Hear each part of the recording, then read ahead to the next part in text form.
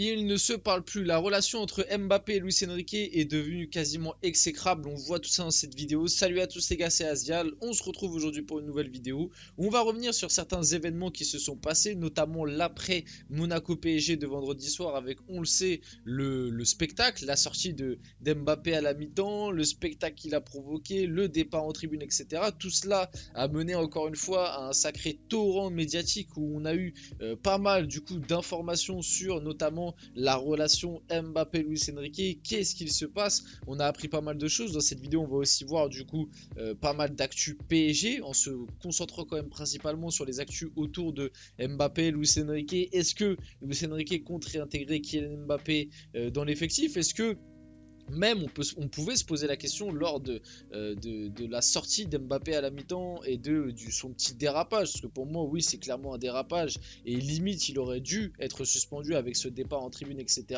en plein match. Pour moi il aurait pu même louper le match face à la Sociedad. Donc on va se poser la question, est-ce que Luis Enrique va continuer à le titulariser et est-ce que Luis Enrique va le mettre titulaire face à la Sociedad?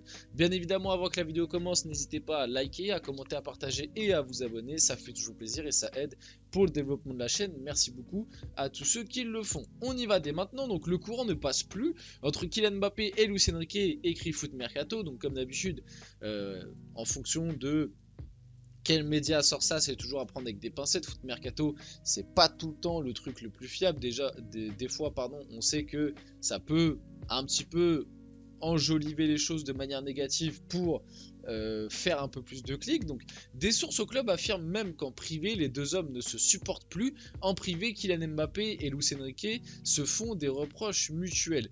On le sait en tout cas de sources plutôt sûres que depuis que Luis Enrique a appris la décision que Mbappé allait quitter le Paris Saint-Germain à la fin de la saison, lui de son côté était très déçu et plutôt en colère de la part d'Mbappé parce que lui, il comptait sur lui dans son projet. Luis Enrique, dans sa tête, il se disait, bon, je suis arrivé l'année dernière, Mbappé, normalement, parce qu'au moment où Luis Enrique arrive, Mbappé, il était techniquement sous contrat jusqu'en 2025, il s'est dit, bon, je vais au moins avoir Mbappé sur 2 ans et même potentiellement plus, on ne sait jamais si le projet se déroule bien et je vais pouvoir bâtir une équipe autour de lui. C'était ça le projet de base.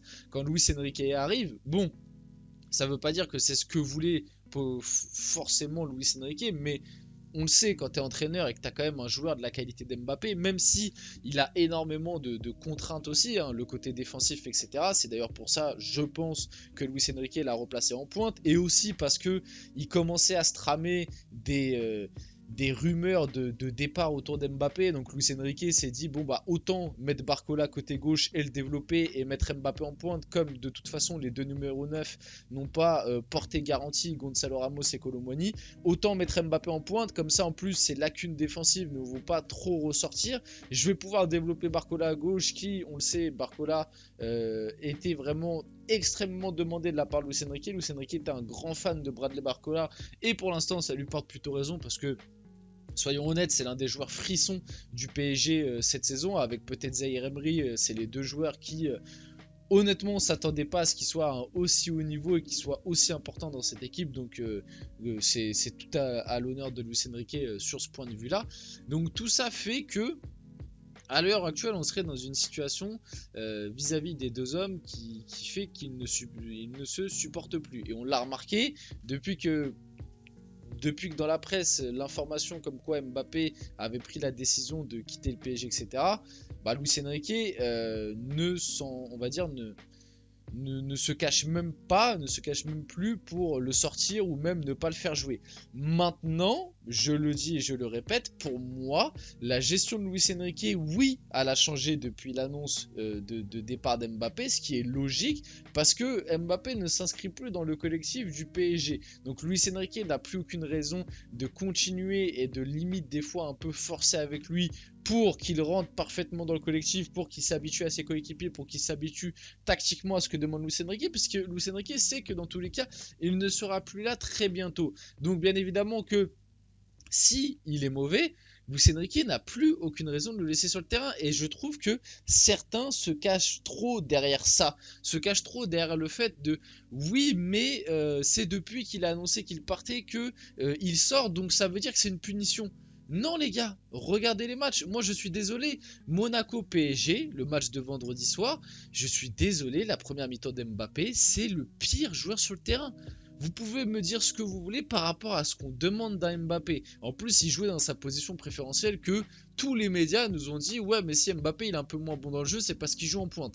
Face à Monaco, il a joué à gauche, il était dégueulasse, il faisait pas les efforts, il faisait pas les retours défensifs, voilà, il s'en foutait, il courait pas, il marchait, il était désintéressé. À chaque fois qu'il avait la balle, c'était soit il tirait, soit il driblait, il la perdait. C'était horrible et c'est loin de ce qu'on attend d'un Kylian Mbappé. Donc je suis désolé, le fait qu'il sorte à la mi-temps, quand tu vois les efforts qu'il n'a pas fait, quand tu vois que tactiquement il rentrait pas du tout dans ce que demandait Luis Enrique par rapport à ce que fait un Barcola d'habitude, etc. Et bah il sort. Et c'est logique, il sort. Ça a été le plus mauvais pour moi en première mi-temps, avec peut-être, voilà, ça doit se taper avec Carlos Soler et Vitinha qui en première mi-temps a été aussi mauvais. Donc voilà, mais comparer Mbappé à Vitinha et Carlos Soler, ah, je suis désolé les gars, c'est pas normal, c'est pas normal du tout. En termes de performance, on en attend beaucoup plus. Avant le match face à la Real Sociedad où Mbappé était incertain, Luis Enrique avait laissé entendre que la possible absence de Mbappé le dérangeait moins que celle d'autres joueurs comme Ousmane Dembélé ou Bradley Barcola. Et pour moi, c'est pareil, c'est totalement logique que Luis Enrique réfléchissent comme ça. Pourquoi? Parce qu'à l'heure actuelle, dans le jeu, soyons honnêtes, Mbappé, ça doit être l'élément le moins important de ce PSG là. Et c'est pas lui faire offense de dire ça. Souvent, dans les équipes, le numéro 9, c'est l'élément entre guillemets le moins important, en tout cas pour la construction du jeu. À l'heure actuelle, au PSG, et on l'a encore vu face à Monaco, la différence entre la première et la deuxième mi-temps, la première mi-temps où sur le côté tu avais Asensio Mbappé et la deuxième mi-temps où sur les côtés tu avais Barcola Dembélé, on l'a clairement vu la différence. Aujourd'hui, à l'heure actuelle, dans ce PSG là, et c'est d'ailleurs, je sais plus qui l'avait dit aussi à l'after, et je trouve que ce qu'il avait dit c'était très très vrai. Mbappé, c'est le garant statistique des stats du PSG, mais le meilleur joueur du PSG, c'est Ousmane Dembélé. Et dans cette façon de penser là, à l'heure actuelle, dans la construction du jeu du PSG et dans la mise en danger de l'équipe adverse, un Barcola et un Dembélé sont bien plus importants et bien plus indispensables parce que le remplaçant de Barcola c'est Kolo Muani et que le remplaçant de Dembélé c'est Asensio.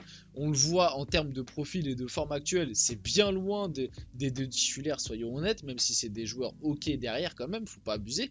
Mais voilà, entre Barcola et Kolo Muani, tu la vois la différence cette saison. Donc voilà. Donc ces deux-là sont des éléments bien plus indispensables que Mbappé finalement. Même si Mbappé est joueur exceptionnel, Mbappé c'est lui qui marque tous les buts, donc il a quand même sa forme d'importance. Mais en soi, est-ce que remplacer un Mbappé à des moments par un Gonzalo Ramos qui peut aussi scorer un peu, qui perdrait énormément à la construction, je parle, et même au pressing, etc.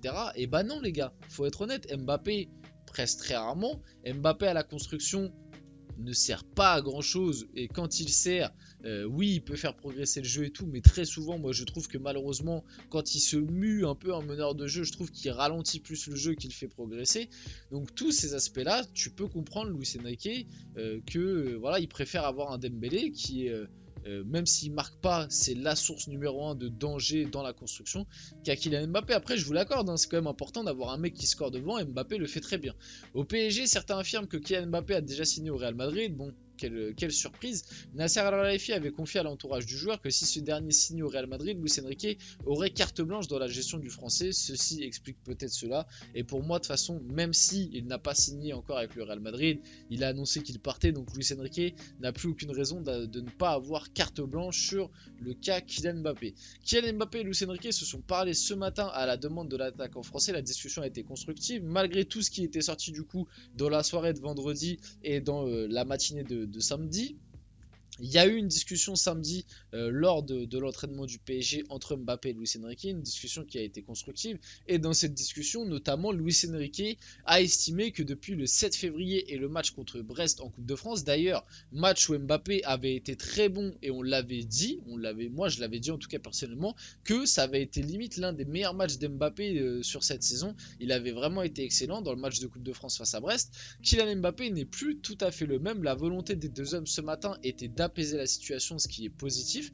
La gestion de l'attaquant français ne sera pas la même ce mardi en Ligue des Champions pour ce grand rendez-vous. L'air de dire que normalement, ce mardi, il sera titulaire et si on suit un peu la gestion depuis le début de l'année au PSG, bah, il ne devrait pas sortir sauf blessure ou catastrophe, je ne sais pas. En tout cas, à l'heure actuelle, on en est là. Ils ont discuté. Normalement, ça a été constructif et ça a été plutôt dans le bon sens. On espère que les deux, ou en tout cas, on espère qu'Mbappé, parce que pour moi, le Enrique n'est même pas forcément en tort. On espère juste qu'Mbappé va finir la saison au PSG en beauté. On verra comment ça va se passer. On arrive sur la fin de cette vidéo. J'espère que la vidéo vous a plu. Si c'est le cas, n'hésitez pas à la liker, à commenter, à partager et à vous abonner. Les gars, c'était Asial. On se retrouve très rapidement pour une prochaine vidéo.